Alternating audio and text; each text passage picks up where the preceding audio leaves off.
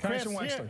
Here are the facts. Senator McCain chaired the Senate Commerce Committee and was the champion of deregulation. Senator Phil Gramm chaired the Banking Committee, was the enabler of the deregulation of the banking industry. Whether we're talking about the prime loan crisis, whether we're the subprime loan crisis, whether we're talking about deregulating banks, deregulating telecommunications, it's been McCain and Gramm. Gramm, who's writing McCain's economic plan. These guys cannot run away from their 30-year record, and now it has come home to roost. And what we need to do is protect the families who have their money invested in AIG. And John McCain has flip-flopped on that. Yesterday he said, no, don't help the families. Today he said, yes, help the families. Barack Obama, almost 2 years ago, filed legislation to address the debilitating effects of these mortgages. John McCain did nothing. All I'm surprised Obama wants to do is raise taxes. Congressman Cantor, we're in a national crisis right now. I'm looking at the market every day, and it's scary. And we have a president of the United States who's still in office. He still lives at 1600 Pennsylvania Avenue. The normal president at this time of a crisis would be on national television at 9 o'clock at night talking to the American people about the problems we face.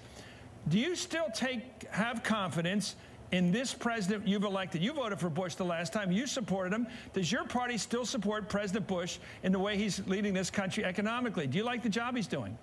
Well, listen, no one likes. Do you like the job that Bush is doing? Chris, no one likes an economic crisis. We have, as I said before, do you like the job the president is doing leading this country? We have a crisis of confidence. What this president has done through his Secretary of the Treasury has reached out and tried to make a situation right itself so that the families of this country will not have to worry about where their retirement is coming from. And you know what? It is about time that we stop the finger pointing and start solving the problem. That's exactly what this campaign should be about. That is what John McCain is talking about.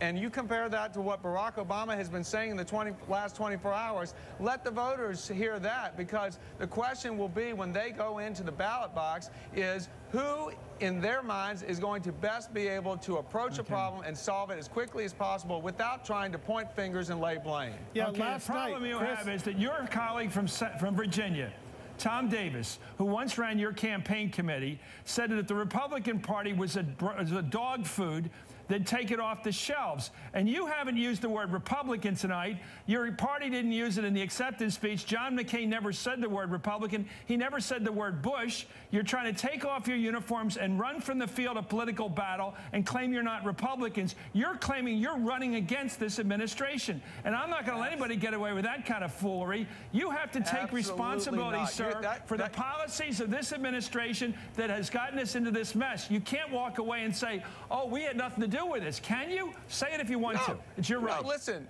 Say you had nothing to do with this situation. Listen, Chris, it is John McCain and Barack Obama who are on the ballot for presidency of this country. And what the choice is before the people is whether they're going to vote for John McCain, who has had the record of experience, who has been a reformer in Washington, versus Barack Obama, who has been in the Illinois Senate and then been in Washington for 3 years with very little record to show for it, and frankly, very little demonstrable ability to solve problems. People are worried about whether they can afford gas or whether their retirement will be secure. Okay. Is the Republican Party responsible for the economic policies of this country right now? That's all I'm asking.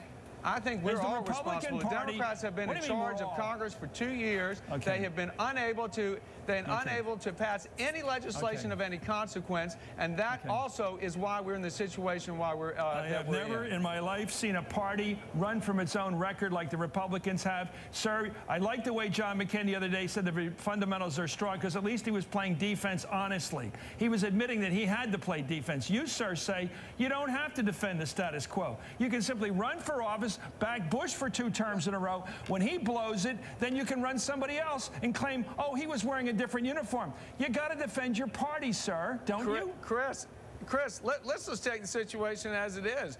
You know, we've got economic crisis. Families in this country are very worried. They are very insecure. I am not dodging that question. So we've got to go forward and try and solve the problem. That's going to be the question at hand in this election. I know Harry Truman's one of your heroes, sir, because he's a hero of every Republican. And he said the buck stops here. I'm just asking you, where's the President of the United States tonight? You got Paulson out there. Where's the president? He's pulling one of these Katrinas again. Where is he? The country's worried like hell when you lose this amount of value in the wealth of this country in a matter of days. You think the president would come on television and explain the situation to the American people? I'm just asking where he is. Well, that's all I'm asking. Chris, again, you'll have to ask. I don't know where he is. I assume he's in the White House.